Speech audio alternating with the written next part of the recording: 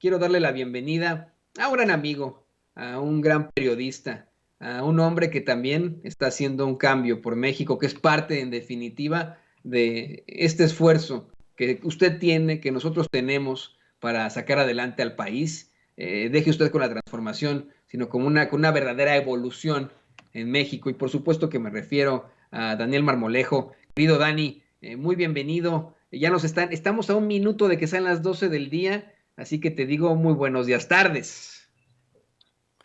Toño, querido Toño, qué placer verte, qué gusto compartir este momento contigo de reflexión por amor a nuestra patria. Qué importante desafío enfrenta México ante estos traidores que estarían dispuestos a levantar las banderas de las grandes corporaciones energéticas transnacionales y no la bandera de la República. Pero al mismo tiempo, qué satisfactorio para todo un movimiento histórico el poder reflexionar a través del desarrollo del fenómeno social, político llamado López Obradorismo, que aunque se ganó la presidencia de la República, seguimos luchando contra los mismos, que no son ellos los dueños de las corporaciones. Esta mujer es parte de un esquema junto con su familia y junto con su grupo de sectarios, justamente de eso, de las grandes empresas, de las grandes corporaciones que han querido mangonear a México y que les favorecieron a partir del fraude electoral del 2006. La presencia de la Gómez del Campo, la presencia de Margarita Zavala, la presencia de Gabriel Cuadri, la presencia de todos los diputados del PAN, la presencia de Alito Moreno, Alejandro Moreno, presidente o dirigente nacional del PRI, confirman que siempre hicieron lo que quisieron desde el poder político para favorecer a las corporaciones. La realidad de esta situación que nos confronta en este momento se definirá ya muy pronto porque también es la urgencia. Pero nosotros, Toño, tú en Estados Unidos y en la gran audiencia de Sin Censura, va a levantar la bandera de México muy en alto y estos van a levantar la bandera de la traición a México. Entonces, Toño, inicialmente se confirma que el López Obradorismo siempre ha luchado contra los representantes de las corporaciones transnacionales que han saqueado a nuestro país a través de contratos, en el caso de Generación, de miles de millones de pesos en los últimos años que se han robado del país. Por eso, si la unidad de inteligencia financiera tuviese la capacidad de operar como un organismo de inteligencia, se daría cuenta de todos los testaferros que tienen estos sujetos y del daño patrimonial a México, del cual ellos han tomado una parte como su beneficio personal. La venta de México está en ellos y Andrés Manuel López Obrador, desde muchos años atrás, pero sobre todo cuando quiso ser candidato a la presidencia de la República, donde se fabricó a través de un desafuero el intento de llevarlo a la cárcel, en donde fue un fraude impresionante, con más de 40 puntos de ventaja. Después, toda la tragedia de Calderón y sus corporaciones, incluyendo una corporación que es el Cártel de Sinaloa, que es una corporación vinculada a Felipe Calderón y sus secuaces. Y posteriormente, con todo el drama que ha ocurrido con la extinción de la compañía Luz y Fuerza del Centro, sin alejarnos realmente de que se trataba finalmente de menguar las capacidades productivas y rentables de la Comisión Federal de Electricidad, al grado de que le hicieron una carcacha. Y con todo ello, Toño, este domingo México va a seguir dando la misma batalla que en el 2006. ¿Qué te parece? Me parece que es un compromiso que debemos tener todos, el seguir luchando y defendiendo a nuestro país. Un compromiso incluso que responde al sentido común, Daniel. Lo he dicho aquí hasta el cansancio. En cuanto a la reforma eléctrica, verdaderamente no pueden ellos ocultar que se trata de una traición a la patria. De eso estoy convencido. lo que se está intentando plantear con la reforma eléctrica, pues es fortalecer a la Comisión Federal de Electricidad, fortalecer y darle la preferencia a usted como consumidor que nos ve y que nos escucha, frente a los altos costos que existen de la luz y que son impuestos por las empresas privadas. Acá en Estados Unidos me pasa a mí, Dani, lo sabes perfectamente, le pasa a mucha gente que vive en España. Las empresas determinan los costos que quieren. Nosotros, mira, hoy estamos en medio de la primavera, pero tengo que utilizar chamarra, suéter en estos momentos desde donde transmito porque pues hace frijolín y no quiero de ninguna forma seguir gastando en cuentas de calefacción y etcétera. México está a punto de decidir sobre eso, está a punto de decidir y de exigirle a sus legisladores en este escollo, de decirles, ustedes tienen que determinar por nuestro país. Además, no se trata de una medida injusta. El mercado privado seguiría detentando el 46% de ese mercado, precisamente las empresas privadas. No se trata de una situación adversa, están, vamos, defendiendo únicamente lo que le corresponde a México y también, al meterlo en esto, al litio. De hecho, le pido, porque sé que tú tienes un comentario muy fuerte al respecto de eso, del litio, de un mineral que ha resultado fundamental en estos momentos para cualquier tipo de proceso tecnológico que ya es necesario en este nuevo mundo globalizado, es necesario en todo ese litio y que México tiene, pero que, según lo plantea el mismo presidente López Obrador, ambicionan desde gobiernos extranjeros hasta mismos empresarios. Lo veíamos esta semana con las declaraciones en Twitter de Elon Musk, de cómo dice que pues él está interesado en entrar junto con su compañía Tesla a la minería, a la refinación directa a escala de litio, pues dice que aunque no hay escasez, sí hay un ritmo lento en la extracción y refinación. Y esto preocupa a Daniel al pensar, por supuesto, en lo que ocurrió en Bolivia, denunciado por sus mismas autoridades, las mismas autoridades de Bolivia, el mismo Evo Morales, presidente depuesto por la ultraderecha de Bolivia, y el actual presidente Lucho Arce han denunciado que Elon Musk, el hombre más rico de la Tierra, tuvo mucho que ver en esto. ¿Qué nos puedes decir al respecto, querido Daniel Marmolejo? Que mira, las reservas que tenemos en el norte de Sinaloa, perdón, de Sonora, son de aproximadamente 250 millones de toneladas, querido Toño. En un año el costo por tonelada ha crecido 800%. Entonces, si tú tienes esta capacidad de recursos a través de los yacimientos que se pueden ir desarrollando en un esquema de, obviamente, industrialización a partir de la extracción, te estarías prácticamente generando beneficios por 304,750,000,000,000 de pesos. Esto equivale a en comparación con los activos de la banca mercantil de México, ¿sí? Si quisiéramos comparar con toda esta fuerza de bienes de la banca, equivale prácticamente a 28 veces, es decir, 11 billones.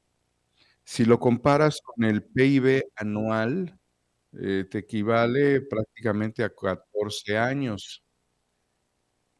Los amigos de Sin Línea, el doctor José Carlos Arias, ha venido reflexionando también en este mismo sentido y se lo tendremos que decir al presidente.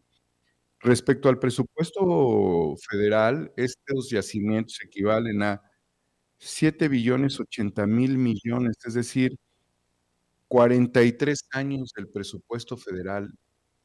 Si lo comparamos con el monto anual en apoyos sociales, Toño, es equivalente a 610 años. Es decir, que con esto nos alcanzaría hasta para la 20T. Y si lo comparamos con el valor de del Fobaproa, que es de 1 billón de deuda, nos alcanza para pagarlo 305 veces. Quiero decirte, Toño, lo siguiente. El presidente de la República le quitó al gobierno de Sonora la posibilidad de involucrarse en este tema.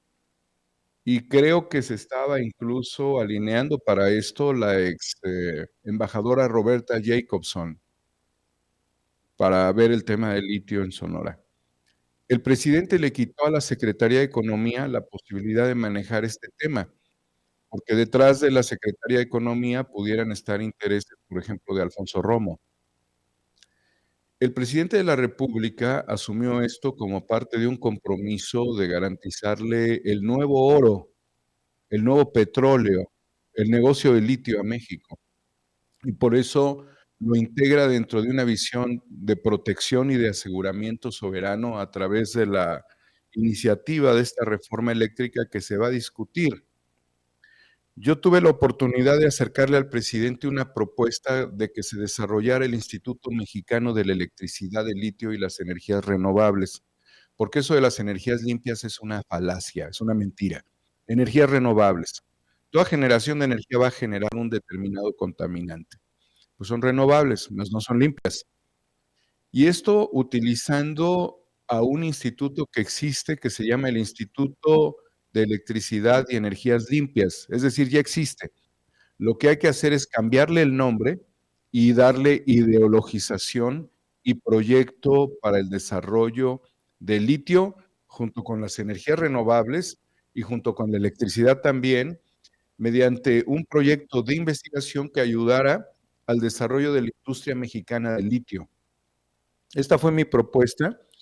Se lo entregué de mano a través de la gente de presidencia, porque no le puedes entregar físicamente al presidente un documento en la mano, pero allí vienen firmados 3 ingenieros mexicanos que están dispuestos a ofrecer gratuitamente su conocimiento por el bien de México. Mientras los diputados como los panistas y los priistas están yéndose contra México, aquí los ingenieros estaban dispuestos a dar lo mejor por el país. Yo no le entregué al presidente ni le leí el documento porque se iba a reunir con la secretaria de Energía de Estados Unidos ese día y revelar la información del contenido de esta carta y de esta propuesta iba a ser especular o generar especulación por parte de Estados Unidos ese día particular. Pero yo no dudo que el presidente haya leído la propuesta.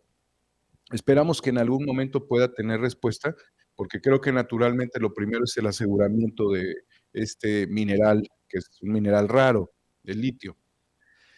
Con toda esta lógica, a partir de esta tabla que te acabo de leer, y a partir también de que pues, se ha intentado vender a la patria con concesiones, como en el caso del norte de Sonora, a las empresas Bacanora Lithium de Canadá y a Ganfeng International de China, ¿sí? Y que ha habido una denuncia de traición a la patria contra los servidores que no son públicos, son servidores privados de la Comisión Federal de Competencia Económica, la COFESE, por parte de un senador. Realmente lo que te estoy advirtiendo es que es más que claro que no les interesa a los panistas ni a los priistas la participación del 46% de las empresas privadas transnacionales en el litio, que ellos estarían enriqueciéndose de manera brutal 20 generaciones de degenerados priistas y panistas, aprovechando toda esta información que te acabo de proporcionar, Toño. 20 generaciones de desgraciados, condenados por este dedo, por este índice de fuego, porque ellos estarían vendiendo a nuestro país.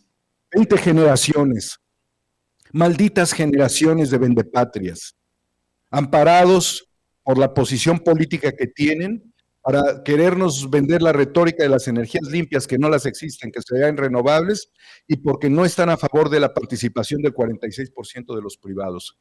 Ellos quisieran darles absolutamente todo y que desapareciera la Comisión Federal de Electricidad. Es muy difícil que esto vaya a suceder en términos estructurales y de país, porque tenemos que hacer la defensa nacional.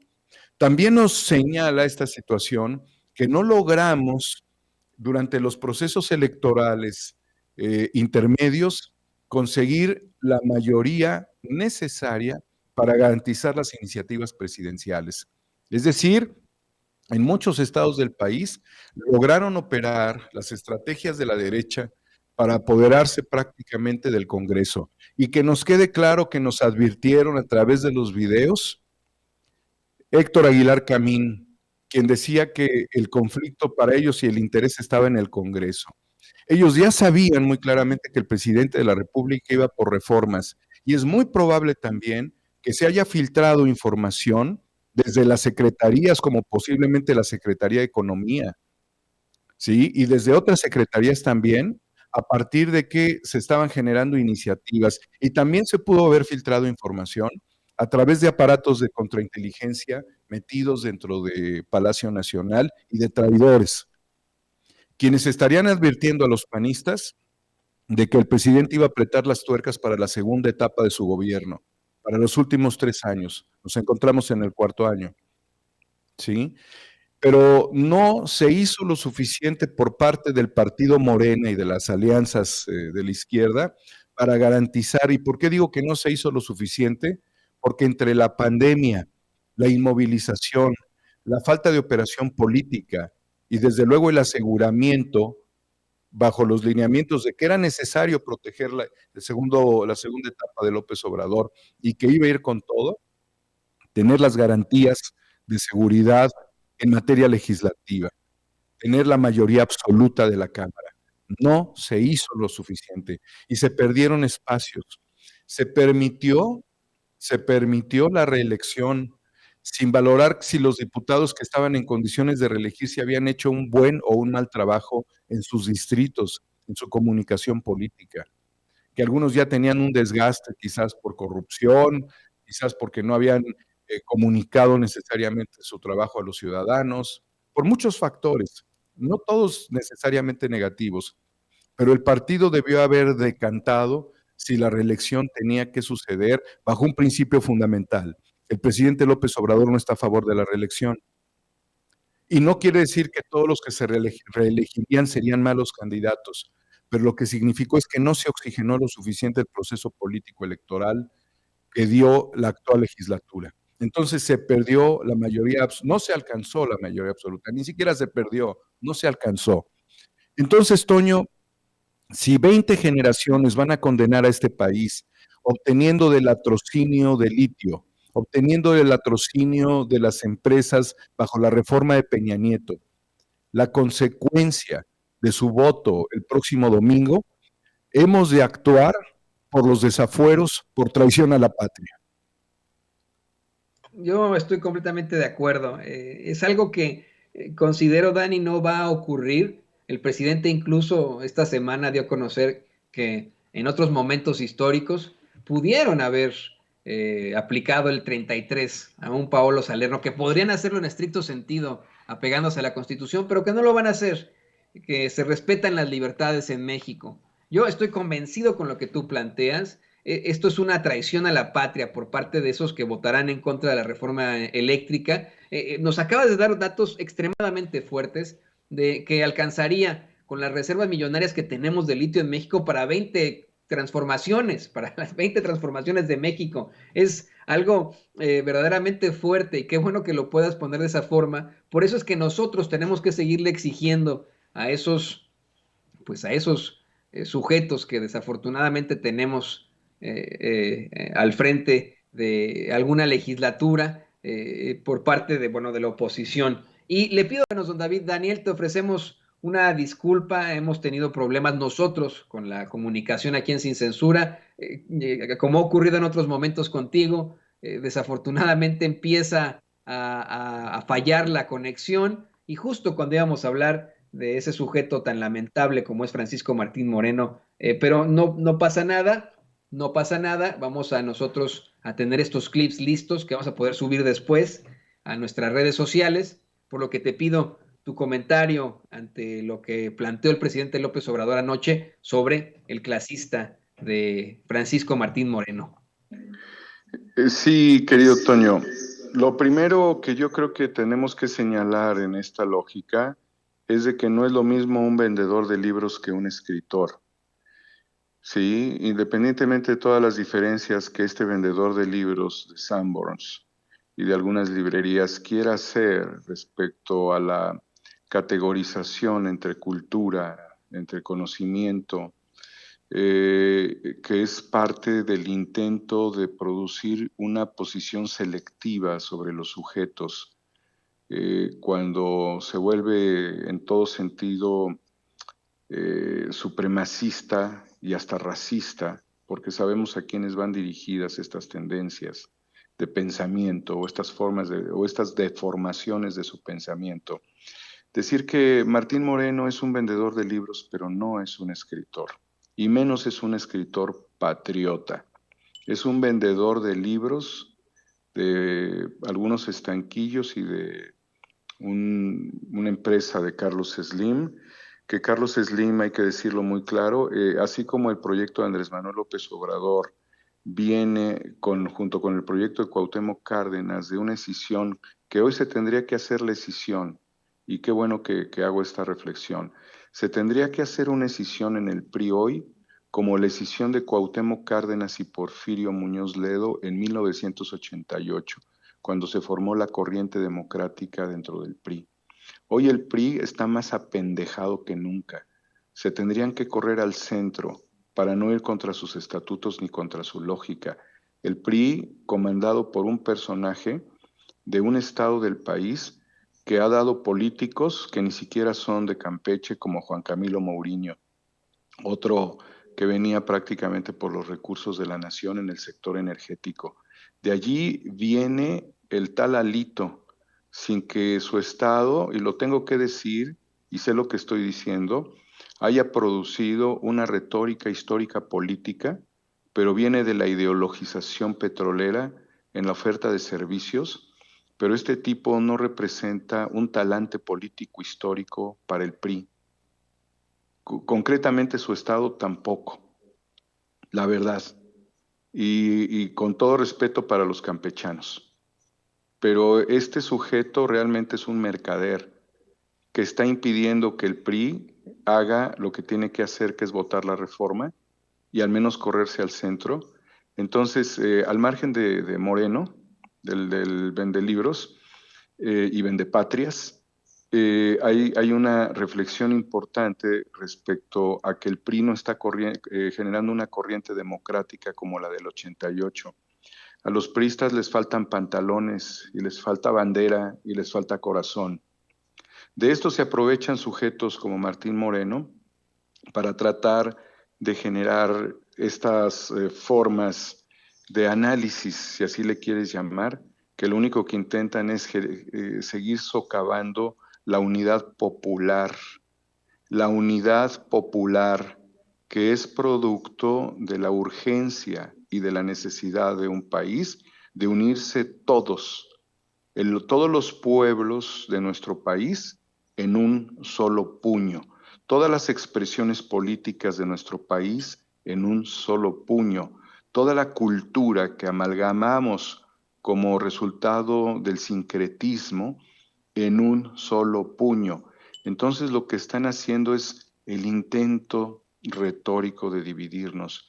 Por eso, a pesar de los comentarios del vendedor de libros, que no es escritor, sino es un vendedor que produce libros como gases estomacales y como conflictos entre la patria y su defensa, que esos son los enormes conflictos que tiene este vendedor de libros, y que está totalmente alineado a los intereses transnacionales dentro de una natilla de disque intelectuales que lo único que hacen es poner a las corporaciones por encima del Estado, asumiendo la falacia de que son las corporaciones privadas las que van a sacar adelante a nuestro país.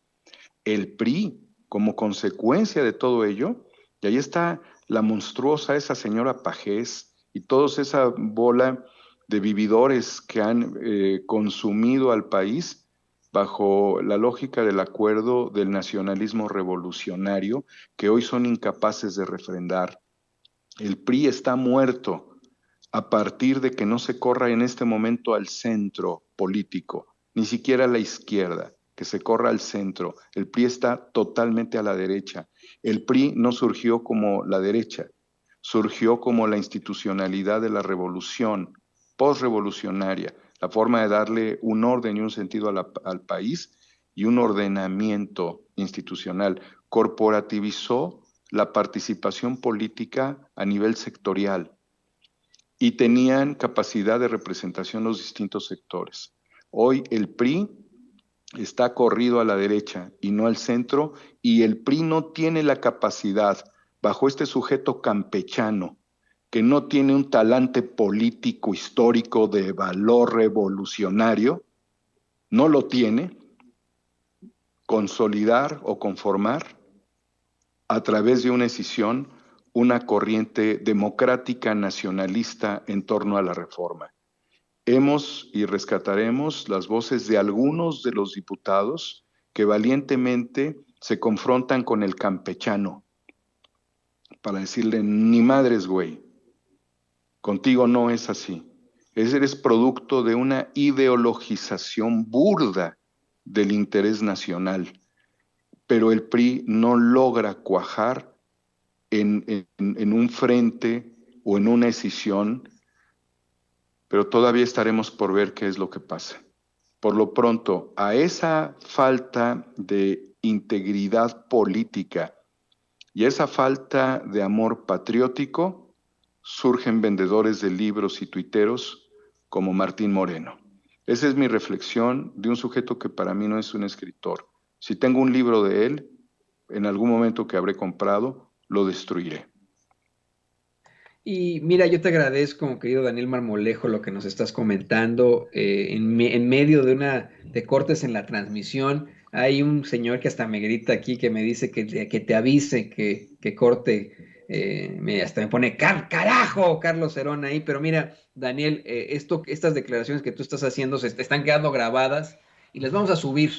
Las vamos a subir en unos momentos más a nuestras redes sociales, sin interrupciones, sin cortes. Vamos a estar ahí. Yo le ofrezco una disculpa al público consentidor de Sin Censura y a ti, de que hemos tenido esta falta de transmisión. Estamos experimentando problemas con nuestro internet en nuestros estudios ahí en Chicago, Illinois.